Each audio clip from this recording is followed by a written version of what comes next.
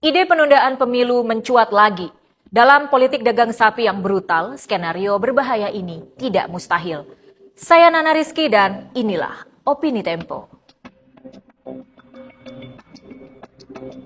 Dalam hal mengegolkan rencana penundaan pemilu, para pendukung Presiden Joko Widodo ibarat sedang berperang gerilya.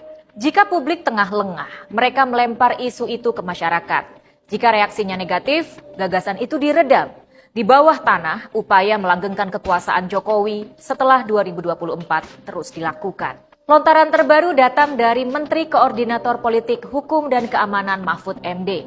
Dalam rapat bertajuk Transformasi Lemhanas RI 4.0 di Lembaga Ketahanan Nasional Lemhanas, ia menyebutkan perbincangan tentang perpanjangan masa jabatan presiden tidak melanggar hukum.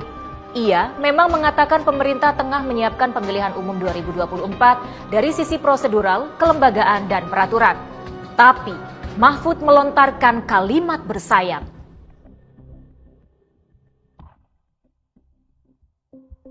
Pernyataan Mahfud MD melanjutkan apa yang ramai beberapa tahun lalu.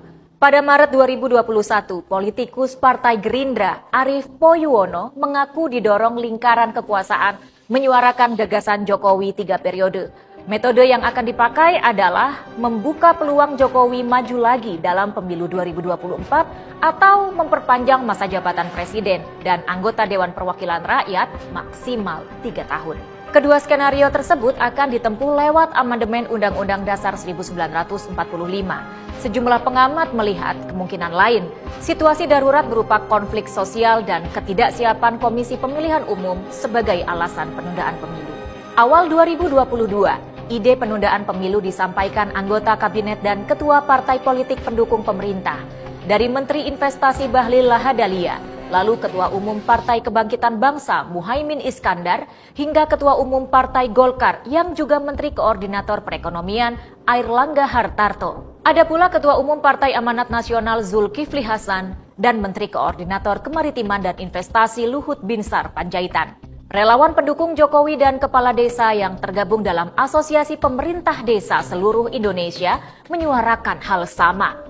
Pakar hukum tata negara Yusril Iza Mahendra dikabarkan mendapat misi membuat kajian penundaan pemilu.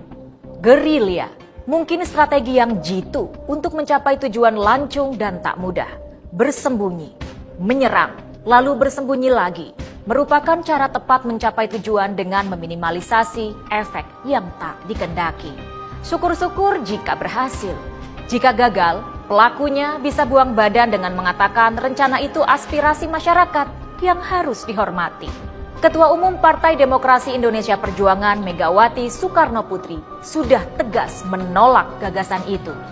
Mega menginginkan terjadi peralihan kekuasaan dan ia mungkin menyiapkan anaknya Puan Maharani sebagai calon presiden. Para kandidat presiden semestinya juga menolak itu. Hanya partai kecil atau partai yang tak memiliki kandidat berelektabilitas cukup yang tergoda oleh gagasan penundaan pemilu.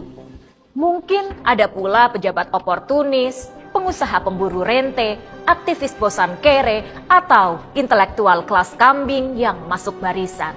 Dalam politik dagang sapi yang brutal seperti saat ini, penundaan pemilu memang bukan gagasan muskil. Meski ada pula analisis lain, gagasan penundaan pemilu merupakan upaya Jokowi menekan PDIP agar menerima Ganjar Pranowo sebagai calon presiden. Ganjar adalah kader PDIP yang memiliki elektabilitas tinggi tapi belum mendapat restu Megawati. Apapun motifnya, usaha menunda pemilu merupakan pengkhianatan terhadap demokrasi. Jika berhasil, usaha itu akan menarik mundur sistem ketatanegaraan ke masa pra-reformasi 1998 yang otoriter dan korup. Pernyataan Mahfud MD yang memaklumi diskusi tentang penundaan pemilu berkembang di masyarakat tak pantas diucapkan pejabat negara, pembantu presiden hasil pemilihan 5 tahunan. Selain bisa mengadu domba, percakapan semacam itu cenderung manipulatif, terutama jika dasarnya pro kontra di masyarakat untuk amandemen konstitusi. Jabatan presiden cukup 2 periode agar terjadi sirkulasi kekuasaan. Orde Baru mengajarkan pejabat yang lama memerintah akan menyeleweng dan korup. Hanya penguasa yang memiliki sifat-sifat seperti itu yang mendorong penundaan pemilu 2024. Simak opini dan liputan selengkapnya hanya di majalah.tempo.co.